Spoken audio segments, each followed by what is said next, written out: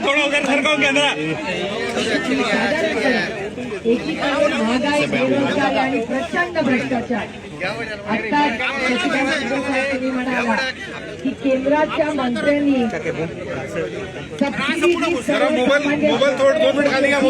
की भारतीय जनता पक्षाच्या केंद्राच्या कृषी मंत्र्यांनी खाल्ली निषेध करतो. पण ही पार्श्वभूमी असली तरी जे आमचं श्रद्धास्थान आहे अयोध्येपासून उज्जैन पर्यंत, मी पुन्हा सांगते अयोध्येपासून उज्जैन पर्यंत ही आमची श्रद्धास्थान आहे. आमच्या या श्रद्धास्थानाला भ्रष्टाचाराने बरबडण्याचं पाप कोणी केलं असेल तर आत्ताच्या सरकारने केलंय आणि याचा जाहीर निषेध आम्ही करतो. ह्याची पारदर्शक इन्क्वायरी झाली पाहिजे आणि ज्या आमच्या नेत्यांवर मोठ्या ईडी आणि सीबीआयच्या केसेस केल्या, वॉशिंग मशीन इथे राहिल्याचा केस, तसंच आमच्या श्रद्धेचे स्थान अयोध्या ते उज्जैन केला त्या मंत्र्यांनी केलं. त्यांना ईडी सीबीआय करून त्यांना कायम स्वरूपी जेलमध्ये ठेवण्याची धाडस या भारतीय जनता पक्ष आणि प्रधानमंत्र्यांना दाखवलं पाहिजे. आमच्या पार्लमेंट सुरू होत आहे, शेतकऱ्यांसाठी आपण मागणी करणारच आहोत. पण अयोध्ये ते उज्जैन मध्य प्रदेश धनुभाई यार उधर लो ना, मोबाईल छोड़ो वो अयोध्या ते उज्जैन कोणी घेतले आहेत मध्य प्रदेशच्या भारतीय जनता पक्षाच्या मुख्यमंत्र्यांनी गेले असा वर्तमानपत्रांनी सगळी दाखवतात. त्यांचा राजीनामा हा झालाच पाहिजे ही आमची आग्रहाची भूमिका. आणि आज शशिकांत शिंदेजी म्हणाले वतीने मी माननीय उद्धवजींची काय बोलले, संजय राऊत साहेबांची बोलले, हर्षवर्धन भाऊचं नेहमीच आमचा रोजच बोलणं असतं. जर आजच्या दिवसात माननीय जयंत पाटीलजी ते विधानसभेमध्ये आपली मतं मांडण्यात आपल्या बाजूने आपल्या या सगळ्या आंदोलनाची नोंद त्यांनी घेतलेली आहे. जर माननीय मुख्यमंत्री आणि सरकारने आपल्याला न्याय दिला नाही तर तुमचा सगळ्यांचा होकार असेल तर हा धडक मोर्चा पूर्णपणे विधानसभेमध्ये आपण जाणार. काय करायला सांगितलं कोर्टाचे केस करा, मला असं करा, आम्ही कोणाला घाबरत नाही. त्याच्यामुळे हा मोठा संघर्ष आहे, ही लढण्याची वेळ आहे, आपण लढलंच पाहिजे. कारण का जो शेतकरी जो काळ्या मातीची इमान राखतो, तुमच्या माझ्या अन्नधान्याचा प्रश्न सोडवतो, आज तो अडचणीत. महिलांबद्दल शिंदे साहेब म्हणाले, शिंदे साहेब 1 कोटी महिला ज्यांनी या लाडकी बहीण योजनेमध्ये विश्वास ठेवला अशा 80 लाख ते 1 कोटी महिलांचे पैसे लाडकी बहीण बंद करण्याचं पाप या सरकारने केलं.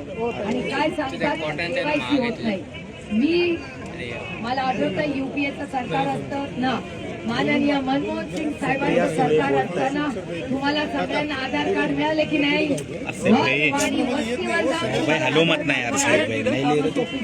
कोणी केलंय काम? हे काम फक्त आणि फक्त मनमोहन सिंग साहेबांच्या सरकारमध्ये काँग्रेस, राष्ट्रवादी काँग्रेस पक्षाने. आणि आज तुम्ही मला सांगता की 80 लाख ते 1 कोटी महिलांना केवायसी देऊ शकत नाही. आम्हाला द्या, आम्ही केवायसी करतो. आम्हाला द्या जबाबदारी. सरकारला होत नसेल तर आम्ही महिलांना नेतो. जनधन योजना प्रत्येकाला अकाउंट काढलं की नाही महिलांनी अकाउंट? मग तेव्हा जेव्हा अकाउंट काढलं तेव्हा केवायसी लागला नाही? लागला ना.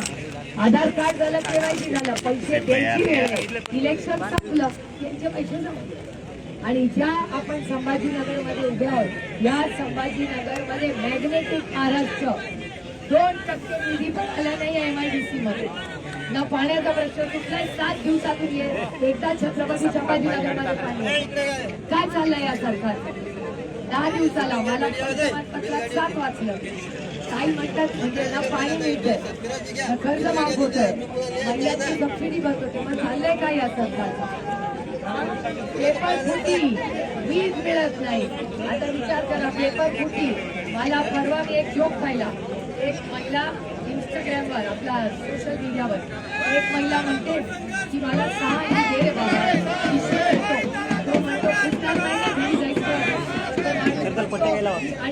नाहीये खासदार आमदार नाहीये फुटायला. आता विचार करा काय दिवस झाले. या फौजाताईंना विचारा किती निष्ठेने तयारी करतात. संदीप दादा म्हणतात ते बरोबर आहे.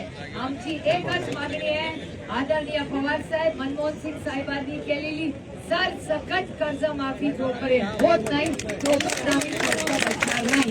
त्याच्यामुळे आता पुढचा मोर्चा हा मुंबईत धडकायचा आहे. पूर्ण विधान भवनला घेराव टाकू, पण जोपर्यंत तुम्हाला न्याय मिळत नाही आम्ही स्वस्थ बसणार नाही. आज रोहित दादांच्या प्रयत्नातून काँग्रेस आणि शिवसेनेने जी मोठी साथ दिली, त्या महाविकास आघाडीच्या सगळ्या नेत्यांचे मी मनपूर्वक आभार मानतोय. आणि आपण सगळ्यांनी